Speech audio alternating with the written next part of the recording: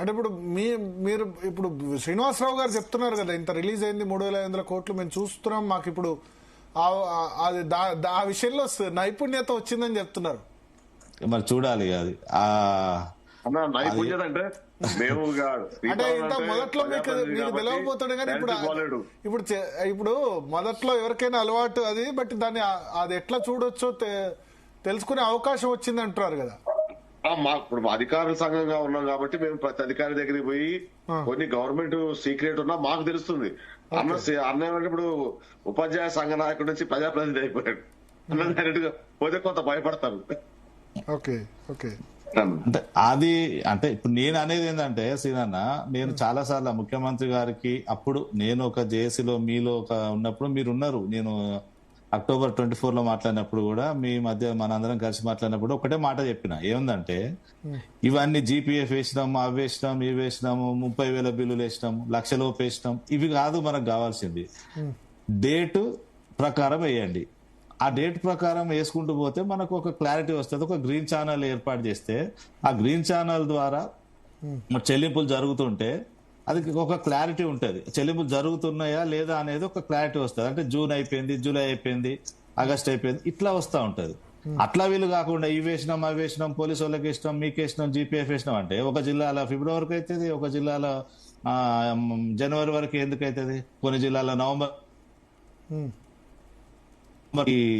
GPF అయినా సరే అన్ని జిల్లాల్లో యూనిఫామిటీ అనేది ఒకటి ఉండాలి కదా చెల్లింపులు జరిపేటప్పుడు.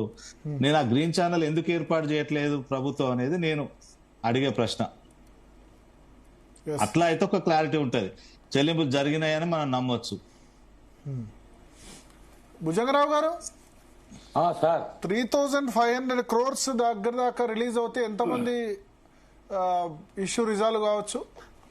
నాకు నవ్వు వస్తుంది వాళ్ళు చెప్తుంటే, ఫిగర్ చెప్తుంటే ఇన్ని వేల కోట్లు వచ్చినాయి, ఇంతమంది ఇచ్చిన వాళ్ళు చెప్పిన మాటలు విని ఇక్కడ చెప్తున్నాడు శ్రీనివాసరావు గారు.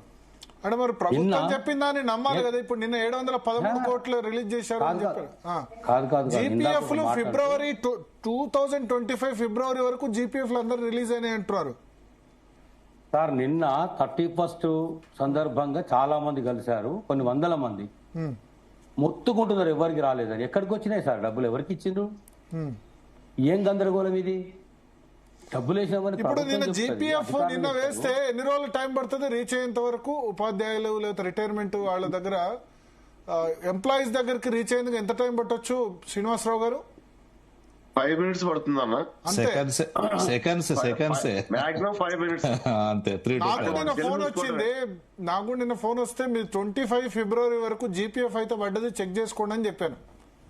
లేవు సార్, రాలేదు. మాకేమైనా డబ్బులు ఏమైనా ఇప్పిస్తారా, కొంచెం కష్టంలో ఉన్నాం అంటే అదవుతుందంటే ఇప్పుడే వచ్చింది 2025 ఫిబ్రవరి వరకు ఉన్న జీపీఎఫ్ అమౌంట్, అట్లీస్ట్ గ్రాట్యుటీ రాకున్నా జీపీఎఫ్ వచ్చింది అన్నారు శ్రీనివాసరావు. మన భరత్ గారు, ఇప్పుడు రిటైర్డ్ వాళ్ళది ఎట్లా అయిపోయిందంటే బిచ్చ బతుకులు అయిపోయినాయి. ఎవరిని అడగాలనో తెలియదు, ఎవరు బాధ్యత తీసుకుంటారో తెలియదు. ఇప్పుడు జేఏసీ నాయకులు పోయి సాక్షాత్తు అడిగితేనే వాళ్ళు చెప్పే సమాధానం గట్లున్నది. ఇప్పుడు మా సీనియర్ ఏమంటున్నాడు, శ్రీపాల్ రెడ్డి గారు ప్రజాప్రతినిధి కాబట్టి భయపడుతున్నారు అంటున్నాడు. ఆయన జేఏసీ నాయకులు ప్రభుత్వం భయపడట్లేదా? జేఏసీ నాయకుల పక్షాన ప్రభుత్వానికి బాధ్యత లేదా? నిలదీసి అడగలేకపోతున్నారా? ప్రశ్నించలేకపోతున్నారా? అకౌంటబిలిటీ ఎవరు ఇవ్వాలి? రిటైర్డ్ వాళ్ళు చస్తున్నారండి. ఇందాక శ్రీనివాసరావు గారు అన్నారు చాలా ఘోరంగా ఉంది వాళ్ళ పరిస్థితి అని. అరే ఇప్పుడు నెలకు ఇప్పుడు జూన్ నుంచి వేసుకుంటా 3,500 కోట్లని శ్రీనివాసరావు గారు చెప్పారు. నాకు తెలిసి 12 నుంచి 15,000 కోట్ల కంటే ఎక్కువ రిలీజ్ కాలేదు. హరీష్ రావు గారు నిన్న అసెంబ్లీలో మాట్లాడుతారు. పొలిటికల్ పార్టీలు ప్రతిపక్షాలు వద్దు కానీ మీరు సెక్రటరీకి వస్తే నేను సెక్రటరీట్ లో మనకు లేని బాధ్యత ప్రతిపక్షం కార్పొరేషన్ ఇష్యూ కావాలంటే మీకు వరకు నేను అక్కడున్న మన అధికారులు అంటే గవర్నమెంట్ అని కాదు, మీరు ఉపాధ్యాయ రిటైర్ అయ్యారు సంఘ నాయకుడుగా, నేను మీకు అది చూపిస్తాను. 700 కోట్లు రిలీజ్ అయింది. మనకు ఆ 700 కోట్ల కోసం ఫైట్ చేయడం కాదు, మనం చేయాల్సింది 1,500 కోట్లు ఇస్తే తప్ప మన బిల్స్ క్లియర్ కావు. 2025 ఫిబ్రవరి వరకు జీపీఎం క్లియర్ అనమాట వాస్తవం. ఒకవేళ కాకపోతే టెక్నికల్ ప్రాబ్లమ్స్ ఏమైనా ఉండొచ్చు, అవి మా దృష్టికి తెస్తే చేస్తాం. మనం ఫైట్ చేయాల్సిందే. ఈ 700 కోట్లు సరిపోవు, ఇచ్చిన వాటిని ఎవరైనా అనొద్దు కానీ ఇవ్వాల్సిన సరిపోవటం లేదు. రిటైర్డ్ పెన్షనర్స్ వేలల్లో ఉన్నారు. ఈ 700 కోట్లు అనేది అసలు కాదు. 1500 కోట్లు ఇచ్చినా 1 year పడుతుంది. కానీ మనం ఫైట్ చేద్దాం. జేఏసీ నాయకులు మాట్లాడకపోవట్లేదు కూడా అబద్ధం. మేము ప్రతిరోజు పోతున్నాం, ఫైట్ చేస్తూనే ఉన్నాం, అడుగుతూనే ఉన్నాం. మనం ఇందులో దీన్ని అందరూ ఇబ్బంది పడుతున్నారు, మాకు చాలా మంది కలుస్తున్నారు అంటే మేము రోజు మాట్లాడుతున్నాం, మీటింగ్లు పెడుతున్నాం. శ్రీపాలన్నకు తెలుసు, అందరికీ తెలుసు. మీరు జేఏసీలో ఉన్నారు, జేఏసీ నాయకులుగా ఉన్నారు, అక్కడ మీరు కూడా మాట్లాడారు. అట్లా భుజంగరావు గారు మీ వాయిస్ రావట్లే. జేఏసీ నాయకులు ధైర్యం లేదని కాదు, రాజకీయ అన్న శ్రీపాలన్న ప్రజాప్రతినిధి, మేము అధికారులు ఉన్నాం, మనం పోలీసు కదా, కార్పొరేషన్ సెక్షన్ లో కొంత యాక్సెస్ ఉంటుంది. మేము చెప్పాలి, మీరు రేపు వస్తే కూడా చూపిస్తాను మీకు. ఇప్పుడు నేను చెప్పిన దానికి 3,500 కోట్లు చిన్న అమౌంట్. మీరు చెప్పిందే 14,000 కోట్లలో 3,500 కోట్లే వచ్చినాయి. 350 కోట్లు అక్యుములేట్ అయినాయి. నాయకులకు ఉండాల్సిన లక్ష్యము బాధలు వినడం సార్. ఫస్ట్ వినండి. నేను మిమ్మల్ని అనలే, మాట్లాడట్లేదని అనలే, మీరు భుజాలతో అడుగుకుంటున్నారు. మీరు ఏమన్నారు ఒక మాట, శ్రీపాల్ రెడ్డి గారు ప్రజాప్రతినిధి గారు భయపడుతున్నారు, కాస్త భయపడతారు అని చెప్పిండు. అంటే మీ పట్ల మీరు రిటైర్ అయ్యారు, మీరు అర్థం చేసుకోవట్లే. ప్రజాప్రతినిధిగా యాక్సెస్ తక్కువ ఉంటుంది ఒక అధికారి.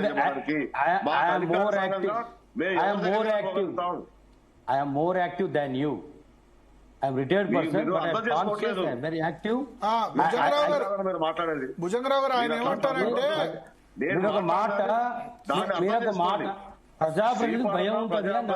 ప్రజాప్రతినిధి కాబట్టి కొంత అధికారుల కాన్ఫిడెన్షియల్ లో ఎంట్రీ ఉండదు. మేము అధికారులుగా మా కొలీగ్స్ కొంత కనుక్కునే అవకాశం ఉంటుంది. రేపు మీకు చూపిస్తాను. వినండి, జేఏసీ లీడర్లకు బాధ్యత ఉండాలి. బాధ్యత లేదనద్దు, అదే తప్ప బాధ్యత లేదనేది మీరు ఎట్లా మాట్లాడుతున్నారు?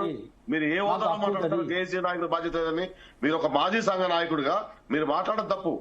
నేను బాధ్యత లేదండి, ఏం మాట్లాడుతున్నారు? బాధ్యత లేదు అని ఉండాలి అని చెప్తున్నా, బాధ్యత ఉండాలి అని చెప్తున్నారు. పూర్తిగా వినండి, అవగాహన వినండి, పూర్తిగా వినండి, అవగాహన పెంచుకోండి. మీరు మాట్లాడేటప్పుడు నాయకుడిగా పనిచేసి రిటైర్ అయ్యారు, వినడం నేర్చుకోండి ఫస్ట్. మీరు జేఏసీ బదనాం చేయొద్దు. మీరు వినడం నేర్చుకోండి సార్, మీరు వినడం నేర్చుకోండి.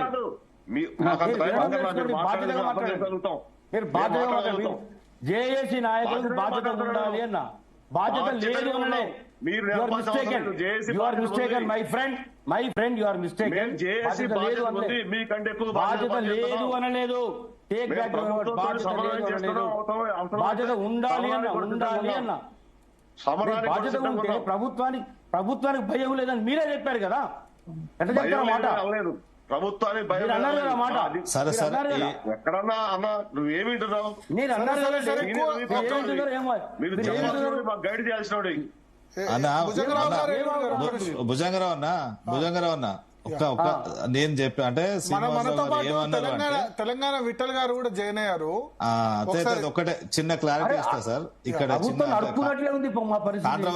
కాంట్రవర్సీ అవసరం లేదు. చిన్న క్లారిటీ ఏంటంటే, శ్రీనివాసరావు గారు చెప్పిందంటే ఆ కాన్ఫిడెన్షియల్ గా ఉండేటువంటి దాన్ని కూడా నేను చూడగలుగుతా ఒక అధికారి గాని ఆ విషయాన్ని చెప్పగలుగుతున్నాడు. మీరు వస్తే మీకు కూడా చూపిస్తా అంటున్నాడు, అంతే.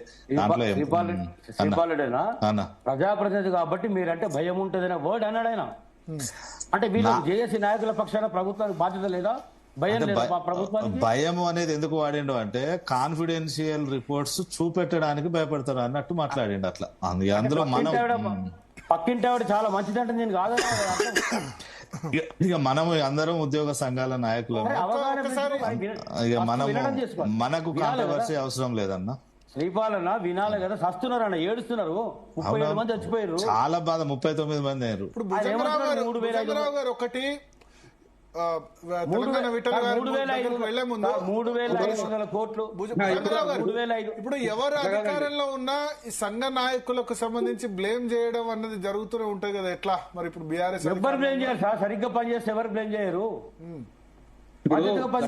ఇప్పుడు ఏంటంటే ప్రభుత్వం నుంచి ప్రెషర్ ఉంటది. ఆ రోజు చెమటలు గతంలో తెలుసుకోమన్నాడు శ్రీనివాసరావు గారిని.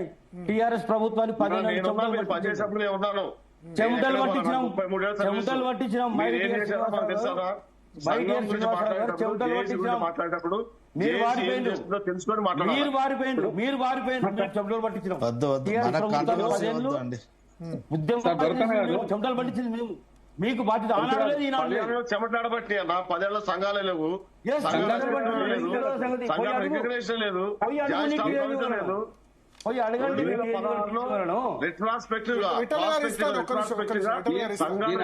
చేశారు.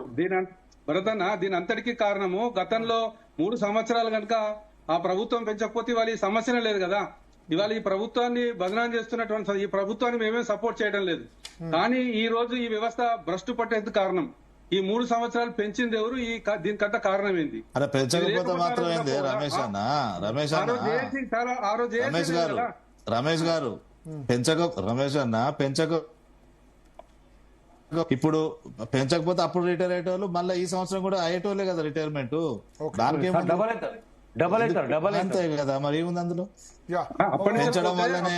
పెంచడం వల్లనే ఈ ప్రభుత్వానికి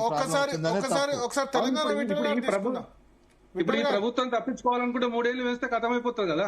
3 ఏళ్ళు వేస్తే ఈ ప్రభుత్వం కూడా బయటకు పోతుంది కదా. మరి చర్చ అదే కదా ఇప్పుడు తెలిసేది. మాట్లాడి వచ్చాడు ఇట్లా వచ్చాడు మాట్లాడి నిరుద్యోగులు లేదా మిగతా వాళ్ళ తరపున